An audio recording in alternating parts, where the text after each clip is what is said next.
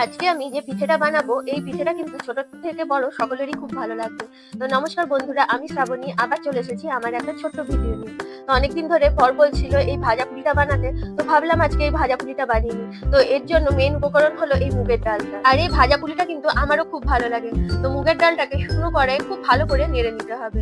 আর এদিকে কিন্তু প্রথমেই আমি নারকেলের ছাঁচটা বানিয়ে নিয়েছি। কিছুই না, নারকেলটাকে কুড়িয়ে গুড় দিয়ে মাখিয়ে একটুখানি কড়াইয়ের উপর বসিয়ে আঠাটা হওয়া পর্যন্ত রেখে দিতে হবে। যখন নারকেলটায় পাক লেগে যাবে তখন নামিয়ে নিলেই হবে।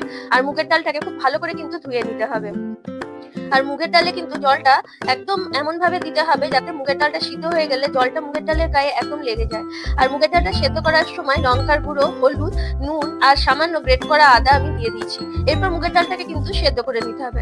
আর মুগের ডালটা খুব একদম সেদ্ধ হয়ে গেলে হবে না, একটু গোটা গোটা থাকতেই মুগের ডালটা সেদ্ধ করে নিয়ে তার মধ্যে আমি কিছুটা গুড় দিয়ে দিয়েছি। আর গুড়টা দেওয়ার পর এটাকে একটুখানি নেড়ে নেবো, যেহেতু এটা পাটালি গুড় দিয়েছি ওই জন্য একটু সময় লাগবে বলতে। এরপর আমি চালের গুঁড়ো দিয়ে এবার মিশ্রণটাকে খুব ভালো করে কিন্তু মাখিয়ে নিই। এরপর গরম অবস্থাতেই আমি একটা বাটিতে নিয়ে অল্প অল্প করে এই মিশ্রণটাকে খুব ভালোভাবে মাখিয়ে নেব। এরপর আমি ছোট ছোট করে লেচি কেটে নিয়ে নারকেলের পুর ভরে নিয়ে পিঠেগুলো তৈরি করে নিব। তবে এই পিঠেটা খেতে সব থেকে বেশি ভালো লাগে, কারণ এই পিঠেটার মধ্যে নুন, ঝাল, মিষ্টি সব রকমই থাকে।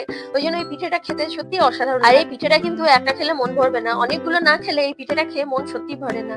আর এইভাবেই অনেকগুলোই আমি পিঠে করে নিয়েছি। আর এই ভাজা পুলিটা কিন্তু অনেকেই অনেক রকম ভাবে করে, তবে আমার এইভাবে করতেই বেশি ভালো লাগে, কারণ ছোট থেকে মাকে দেখেছি ভাজা পুলিটা এইভাবেই করে। আর এদিকে কড়াই কিছুটা আমি সাদা তেল গরম করতে বসিয়ে দিয়েছি। আর এদিকে গ্যাসের ফ্লেমটা মিডিয়াম রেখে এরপর একে একে পিঠেগুলো দিয়ে কিন্তু আমি ভাজতে লাগবো। তবে প্রথমে কড়াই পিঠেগুলো দিয়ে একদমই নাড়া যাবে না, একটু ভাজা হয়ে গেলে তারপর একটু করে উল্টে দিতে হবে।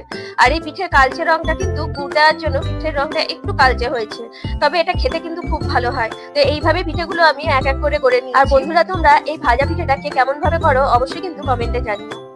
আর এই ভাজা পুলিটা যখন খাওয়া হয়, এই ভিতরে যখন নারকেলের পুরটা মুখের ভেতর পড়ে তখন যেন খেতে আরো বেশি স্বাদ লাগে।